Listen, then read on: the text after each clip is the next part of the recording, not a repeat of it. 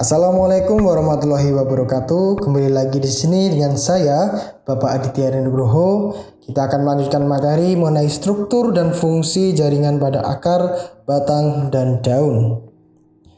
Pada kesempatan kali ini kita langsung saja melanjutkan materi yaitu mengenai struktur, fungsi, dan batang jaringan pada akar dan jaringan pada daun.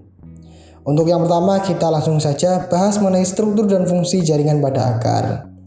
Akar merupakan struktur tumbuhan yang terdapat di dalam tanah. Akar juga berfungsi sebagai tempat masuknya air dan mineral atau zat-zat hara dari tanah menuju ke seluruh bagian tumbuhan.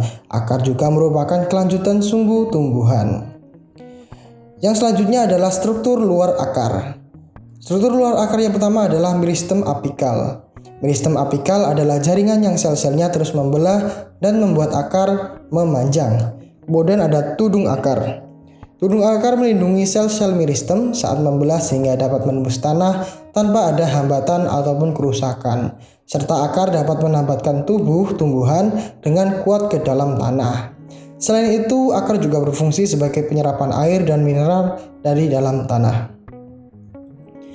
Yang kedua adalah struktur dalam akar.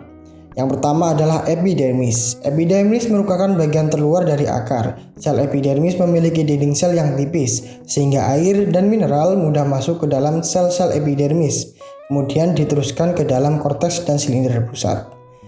Yang kedua adalah korteks. Korteks tersusun atas jaringan parenkim yang dinding selnya tipis dan tersusun renggang. Korteks berfungsi untuk penyimpanan cadangan makanan bagi tumbuhan. Yang selanjutnya ada endodermis. Endodermis tersusun atas satu sel yang membatasi korteks dengan silinder pusat. Terdapat pita Kaspari yang mengatur jalannya mineral yang diserap oleh akar agar menuju ke silinder pusat. Kemudian yang terakhir adalah silinder pusat. Tersusun atas jaringan pengangkut xilem dan floem. Xilem berfungsi untuk mengangkut air dan mineral dari tanah menuju batang hingga daun. Dan floem berfungsi untuk mengangkut hasil fotosintesis dari daun ke seluruh tumbuh-tumbuhan. Yang selanjutnya kita akan membahas mengenai struktur dan fungsi jaringan pada batang. Apakah kalian tahu bahwa fungsi batang antara lain menyokong bagian-bagian tumbuhan yang berada di atas tanah sebagai pengangkut air dan mineral dari akar menuju daun dan jalannya pengangkut makanan dari daun ke seluruh bagian tumbuhan. Batang juga berfungsi sebagai tempat penyimpanan cadangan makanan. Yang selanjutnya adalah struktur batang. Sama halnya dengan akar, batang juga memiliki struktur epidermis, korteks, endodermis, dan berkas pengangkut. Yang pertama adalah epidermis. Epidermis pada batang tumbuhan dikotil yang sudah dewasa, epidermis nantinya akan rusak dan diganti oleh peridermis dan jaringan gabus. Kemudian ada korteks. Pada batang juga tersusun atas jaringan parenkim. Pada tanaman tertentu seperti kentang, tebu, dan rimpang kunyit, di dari inilah cadangan makanan disimpan. Kemudian ada berkas pengangkut. Pada batang merupakan kelanjutan pada akar. Pada batang dikotil, seperti pada gambar A, berkas pengangkut tersusun atas lingkaran. Sedangkan pada monokotil, seperti pada gambar B, berkas pengangkut tersusun menyebar. Antara xilem dan floem terdapat kambium vaskuler yang aktif membelah. Yang selanjutnya kita akan membahas mengenai struktur dan fungsi jaringan pada daun. Daun memiliki beberapa fungsi, antara lain untuk mengambil gas karbon dioksida atau CO2 yang digunakan untuk proses fotosintesis. Selain itu juga mengatur penguapan air atau transpirasi dan juga mengatur pernafasan atau respirasi tumbuhan. Struktur daun. Yang pertama adalah epidermis atas dan epidermis bawah. Berfungsi untuk melindungi jaringan di dalamnya. Berperan juga ada yang dilapisi dengan lilin yang disebut dengan kutikula yang berfungsi untuk mengurangi penguapan.